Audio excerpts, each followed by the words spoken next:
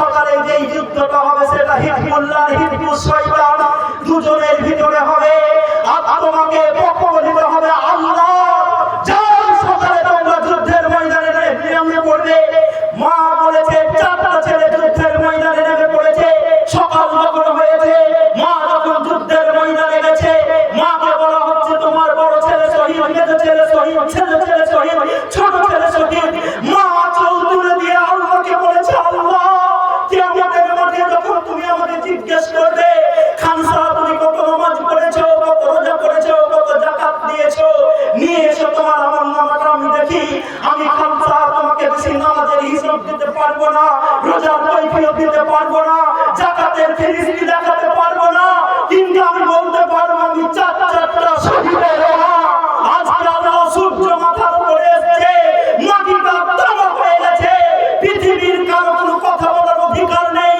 আজকে তুমি মালিকি ইয়াউমিদ্দিন, আজকে আমি খানসা চারটা শহীদের মা। দাও কি তুমি আমাকে পুরস্কার দেবে? আমি খানসা এইভাবে আল্লাহর কাছে প্রতিদান চাইবো। আমার কোনো মা রানীনগরের হোক, পুকুরিয়ার হোক, বাংলার হোক, ওয়েস্ট বেঙ্গলের হোক, ভারতের হোক, এশিয়ার হোক, আমেরিকার হোক, আফগানিস্তানের হোক, ফিলিস্তিনের হোক, সে যদি তার ছেলেগুলোকে এইরকম ভাবে করে তুলে, তাহলে আমাদের ওয়াকফ সম্পত্তিগুলোর দিকে কেউ নজর দিতে পারে? পারে? পারে?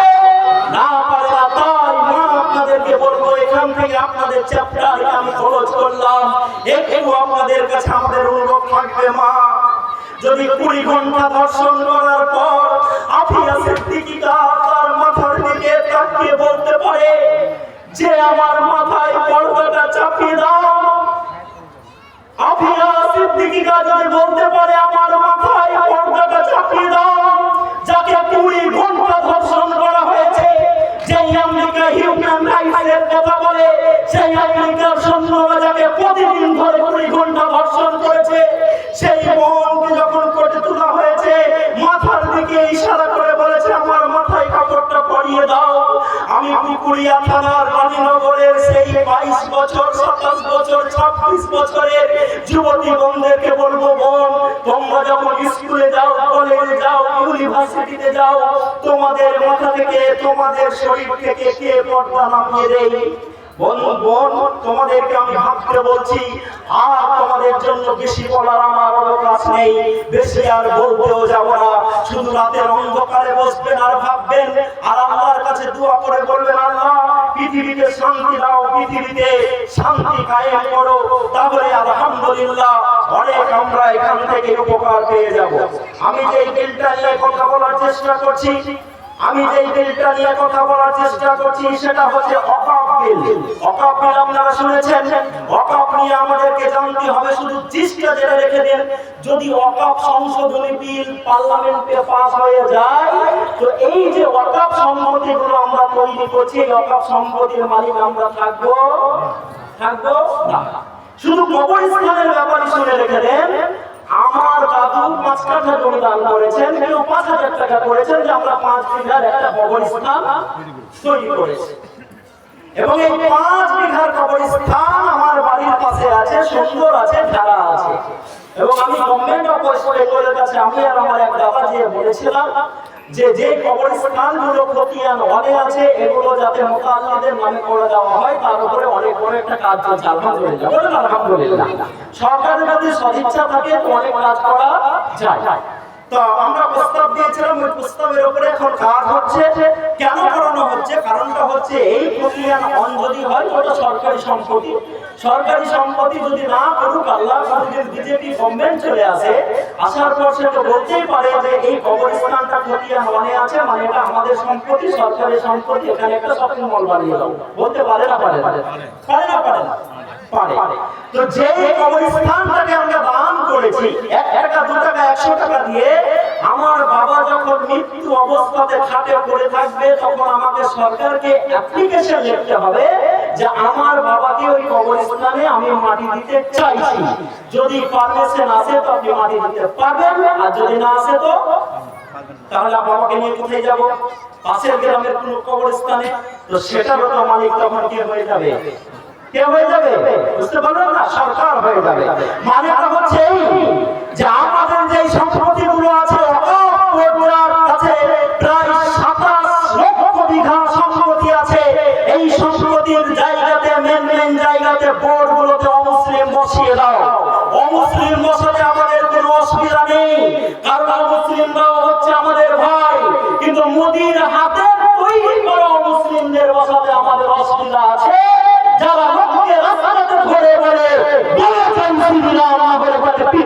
পিটিয়ে মারা হয়।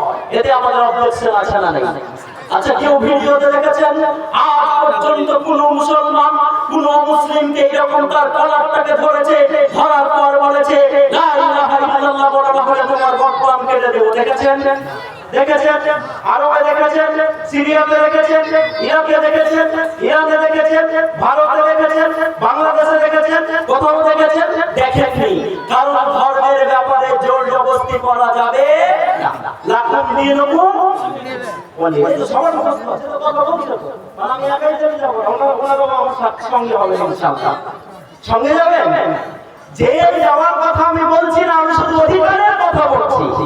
এই কথাগুলো জালসা থেকে আমাদেরকে বলতে হবে, মুসলমানদেরকে জানাতে হবে। মুসলমানদের অনেক ফিরকাবাজি হয়ে গেছে, যেখান থেকে বিশ্বনবী মুহাম্মদ রাসূলুল্লাহ সাল্লাল্লাহু আলাইহি সাল্লাম ভালোবাসার কথা বলেছেন, সেই স্টেজ থেকে আজকে আমার বক্তারা খারাপ আর সমাজ ভেঙে দেওয়ার কথা বলতে শুরু করেছেন। এখানে যিনি সভাপতি আছেন, মাশাআল্লাহ কত ভালো চেহারা লোক, আমার এত বড় দাঁড়ি নেই, দাঁড়ি হয়ও না, অত বড় কেন হয় না সেটা আপনারা জানেন। তো আপনাদের চেহারাগুলো দেখে আমার চিন্তা ভিড়ে যাচ্ছে। আপনাদের কাছে অবশ্যই খবর আছে, যার কাছে মুহাম্মদ রাসূলুল্লাহ সাল্লাল্লাহু আলাইহি ওয়াসাল্লামের কাছে সকালে জিবরিল আলাইহিস সালাম আসতেন, বিকালে আসতেন, সব সময় আসতেন, তিনি কি বলতেন না যে আপনার পাশে যে লোকটা বসে আছে সুন্দর চাদর পরে আব্দুল্লাহ বিন উবাই, ওটা মনে আছে? বলতেন না? আল্লাহ রাসূল জানতেন না? আল্লাহ রাসূল জানতেন না? জানতেন। তারপরেও মুনাফিকের সঙ্গে আল্লাহ রাসূল ভর করলেন, কখনো তাকে তাড়িয়ে দেননি। তার ছেলে যখন তার পাঞ্জাবির জন্য বলেছে বিশ্বনবীকে যে আমার আব্বাকে যদি রাসূলের জুব্বাটা দেওয়া হতো তাহলে খুব ভালো হতো, আল্লাহ রাসূল ওই মুনাফিকের সর্দারকে জুব্বা দিচ্ছেন, আর বিশ্বনবী মুহাম্মদ রাসূলুল্লাহ সাল্লাল্লাহু আলাইহি ওয়াসাল্লাম বলছেন আমাকে যদি টাইমটা বেঁধে না দেওয়া হতো, যে হে মুহাম্মদ তুমি যদি ওই মুনাফিকের জন্য সকলবারের অধিক মাগফিরাতের দোয়া করো, আমি আল্লাহ ক্ষমা করব না। আল্লাহ রাসূল বলেন আমি সকলবারের অধিক তার জন্য মাগফিরাতের দোয়া করে তার জন্য আল্লাহর কাছে ক্ষমা চেয়ে নিতাম। তো আব্দুল্লাহ বিন উবাইকে নিয়ে যদি বিশ্বনবী মুহাম্মদ রাসূলুল্লাহ সাল্লাল্লাহু আলাইহি ওয়াসাল্লাম চলতে পারেন, তো কেউ এখানে হাত বাঁধছে, কেউ এখানে বাঁধছে, কেউ এখানে বাঁধছে, তাদেরকে নিয়ে আমরা চলতে পারি না? বলছেন না যে পারি না? পা কোথায় মেলাবে এই নিয়ে আপনি ঝামেলা করছেন, আর আপনার দুশমনরা চূড়ান্তভাবে সিদ্ধান্ত গ্রহণ করেছে আপনার পাটাকে কেটে নেওয়ার। জোরে আমিন বলবেন, আস্তে আমিন বলবেন। এই নিয়ে যখন আপনি ফতোয়াবাজি করছেন, সমাজটাকে পিছে ধরে করছেন, সেই সমাজে আপনার দুশমনেরা চূড়ান্তভাবে সিদ্ধান্ত নিয়ে ফেলেছে যে আপনার জিভটাকে কেটে দেওয়া হবে। বলেন রানীনগরের মানুষ আগে হাত বাঁচাবেন, আগে পা বাঁচাবেন, আগে জিভ বাঁচাবেন, আগে মাথা বাঁচাবেন, না আগে জোরে আমিন করার ঝামেলা মেটাবেন? ওগুলো ছোট ব্যাপার, ওগুলো সামান্য ছোট জিনিস। ওই জিনিসগুলো নিয়ে আমরা বেশি মাথা লাগাবো না। আলহামদুলিল্লাহ ভারতবর্ষের মুসলমানদেরকে একসঙ্গে জুটতে পারা যাচ্ছিল না। কেউ জাকির নায়েকের পক্ষে, কেউ জাকির নায়েকের বিপক্ষে, কেউ অমুক, কেউ তমুক। কিন্তু একটা বড় দয়া এসেছে মুসলমানদের উপরে। আমি তো মিস্টার নরেন্দ্র মোদীকে 2014 থেকে 24 10 বছর দয়াই মনে করি। এখন মুসলমানদেরকে রাস্তায় দেখা হলে আসসালামু আলাইকুম বলে নাম জিজ্ঞেস করার পর বলা হয় কোন মাযহাব, তখন বলে আমরা কোন মাযহাব নয়, আমরা হচ্ছে মুসলমান। আমরা কি মুসলমান? আমরা যে কাজটা করতে পারিনি, আমাদের হয়ে আমাদের প্রধানমন্ত্রী এই কাজটা করে দিয়েছেন। অর্থাৎ মুসলমানদেরকে আলহামদুলিল্লাহ একসঙ্গে জমিয়ে দিয়েছেন, এবং আমরা মাযহাবকে ভুলতে বসেছি। ওই বিষয়গুলো নিয়ে আমাদের বেশি মাথা লাগানোর কোনো দরকার নেই। আজকে যে কথাটি বলছিলাম যে কাটুয়া ने हमारे देश का बहुत बड़ा क्षति कर दिया। আমার কাছে কিছু ডকুমেন্টস আছে বন্ধু, আমার কাছে কিছু ডকুমেন্টস আছে। আচ্ছা, গরু আমরা খাই না? খাই। একটা লোককে জিজ্ঞেস করা হচ্ছে যে তুমি নামাজ পড়ো? বলে মাঝে সাঝে পড়ি বা পড়ে হয় না। রোজা করো? বলছে রোজা তো ভাই করিনি। ঈদের নামাজ পড়ো? বলছে কোনদিন কোনো বছর ঈদের নামাজ হয়, কোনো বছর হয় না। বলছে তুমি গরুর মাংস খাও? তখন বলছে আমাকে এত বড় তুমি কাফের মনে করছো জি? মানে গরুর মাংস খাওয়াটা তার কাছে ইসলামে থাকার মানদণ্ডে পরিণত হয়েছে। তা আমরা গরুর মাংস খাই, আমার দেশের সংবিধান এটা পারমিশন দিয়েছে বলে খাই। তো গরুর মাংস নিয়ে যদি এত ঝামেলা হয়, তাহলে আমরা আমার দেশের প্রধানমন্ত্রীকে বলতে চাই আগামীকাল 12 তারিখ, আজ কত তারিখ? এখন পার্লামেন্ট উইন্টার সেশন চলছে, সেখানে একটা বিল নিয়ে আসা হোক এবং সেই বিলে বলা হোক যে আমরা গরুকে জাতীয় পশু করতে চাই। কি করতে চাই? জাতীয় পশু যদি গরু হয়ে যায় তা আমরা ইনশাআল্লাহ গরুর মাংস খাবো না। আপনারা খাবেন? গরুর মাংস না খেলে কোনো অসুবিধা আছে আমাদের? আছে? নেই। কিন্তু গরুর বংশের নামে আপনি যাদেরকে পিটিয়ে মারেন, আমি তথ্য নিয়ে এসেছি, ভারতবর্ষের মাটি থেকে যারা গরুর মাংস বিদেশের মাটিতে রপ্তানি করে সেই কোম্পানিগুলোর মালিক একদম মুসলমান নয়। না, যাদের কাছ থেকে আপনি ইলেকট্রন বন্ডের নামে লক্ষ লক্ষ কোটি টাকা আপনি চাঁদায়েন আর ভোটে মারেন আর কি বলে ইলেকশনে আপনি টাকা খরচ করে বাড়ান, ওই কোম্পানিগুলো একদম মুসলমান নয়। না, নামগুলো শোনাবো আপনাদের, নামগুলো শোনাবো আপনাদের। আমি চারটা বড় কোম্পানির নাম বলছি, মালিকের নাম যখন বলবো আপনারা ফতোয়া দিয়ে বলবেন যে এটা মুসলমান না নন মুসলমান, মুসলিম না অমুসলিম। একটা কোম্পানির নাম যে ভারতের মাটিতে সবথেকে বেশি বিদেশের মাটিতে গরুর মাংস রপ্তানি করে, নাম তার আল কাবির এক্সপোর্ট প্রাইভেট লিমিটেড। কোম্পানির নাম শুনে কি মনে হচ্ছে? আল কাবির, আস-সাগীর আল কাবির কি মুসলিম মনে হচ্ছে না? তো আল কাবির এক্সপোর্ট প্রাইভেট লিমিটেড এর মালিকের নাম হচ্ছে সাতিফ এন্ড মিস্টার আতুল সাবাওয়াল। মুসলমান না মুসলমান? তো আপনারা জানেন মুসলমান না মুসলমান? অমুসলিম। অ্যারাবিয়ান এক্সপোর্ট প্রাইভেট লিমিটেড তার মালিকের নাম হচ্ছে সুনীল কাপুর। মুসলিম না মুসলিম? MKR frozen food export private limited তার মালিকের নাম হচ্ছে মেলা অ্যাবোর্ড, তার মালিক হচ্ছে অমুসলিম।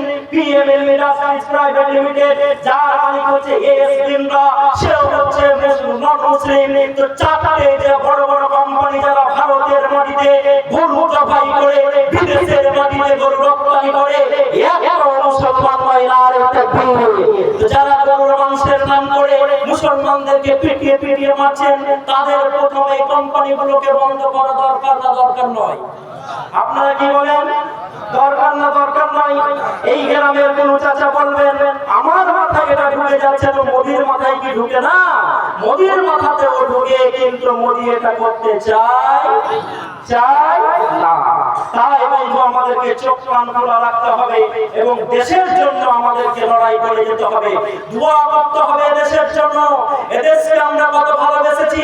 আমি মওলানা আমাকে যখন রাস্তায় টেনে দিয়েছে, আমাকে পানি দেওয়া হয়নি, আমার গলা শুকিয়ে গেছে, প্রত্যেকটা গাছে গাছে আমি ইমাম, আমি বলবি, আমি মওলানা, আমাকে টেনে দেওয়া হয়েছে। বলেছে মওলানাদেরকে মাটি দিতে হবে না, মওলানাদেরকে কবর দিতে হবে না, গাছে টেনে দাও আর ফাঁসি দিয়ে দাও, চিনে রাখা, কাকে রাখা, শুকুনে রাখা। তারপরেও আমার দেশের মওলানারা বলেছিল গাছে ঝুলতে রাজি আছি, দেশ ছাড়তে রাজি, দেশ ছাড়তে রাজি নাই। তাই তারা শহীদ হয়েছেন, আল্লাহ যাতে তাদেরকে শহীদের মর্যাদা দেয় বলেন আমিন। আর যারা আজকে বলছেন আমরা দেশকে ভালোবাসি, তাদের সদর দপ্তরে কতদিন আগা পর্যন্ত ভারতের পতাকাই উড়ে নেই, সামান্য কিছুদিন আগে উড়েছে, খবর অবশ্যই আপনাদের কাছে আছে, নাম আর খুলে আমি বলতে যাচ্ছি না। তাই আমাদের কাছে তথ্য আছে। আমাদেরকে এত মানে একজন দুজন পাঁচজনকে মেরে দিয়ে আপনি ভাবছেন আমাদেরকে ভয় দেখিয়ে দিবেন? ইনশাআল্লাহ আমাদেরকে ভয় দেখাতে পারবেন না। কিছু মরছে, মরতে দেন। গত পরশুদিন শুনেছেন সিরিয়া স্বাধীন হয়েছে, শুনেছেন না? শুনেছেন না? শুনেছেন? ওয়ার্ল্ড ট্রেড সেন্টার ভাঙার পর 2001 থেকে 2021 20 বছর আফগানিস্তানের একটা সার্বভৌমত্ব সরকারকে ফেলে দিয়ে ওসামা বিন লাদেন আর তালিবান আছে নির্দয়ভাবে একটা সরকারকে ফেলে দেওয়া হয়েছে। কিছু মুসলমান মরেছে, আলহামদুলিল্লাহ মরে গেছে, কিন্তু আফগানিস্তান 2021 সালের 16ই আগস্ট স্বাধীন হয়েছে না হয়নি? হয়েছে না হয়নি? তাই গাজাতে এই যুবকরা আমার কাঁধে পেটে পাথর বেঁধে আমি খন্দকের যুদ্ধতে বিশ্বনবী মুহাম্মদ রাসূলুল্লাহ সাল্লাল্লাহু আলাইহি ওয়াসাল্লামের সাহাবাদেরকে বলতে শুনেছি, ইয়া রাসূলুল্লাহ, ইয়া হাবিবাল্লাহ, আমরা অনেক কদম খাইনি, আমাদের বাড়িতে চুলো জ্বলে না। ওরে মুহাম্মদ রাসূলুল্লাহ সাল্লাল্লাহু আলাইহি ওয়াসাল্লামের সাহাবী যাদের ব্যাপারে কোরআন বলছে আল্লাহ তাদের উপরে রাজি হয়ে গেছে, তাই নাম শুনলে আমরা রাদিয়াল্লাহু তাআলা আনহু বলি। ওই সাহাবীদেরকে যদি পেটে পাথর বেঁধে আপনার যেতে হয়, তাহলে আমরা এমনি এমনি পেয়ে যাব, এমনি এমনি পেয়ে যাব। আমাদের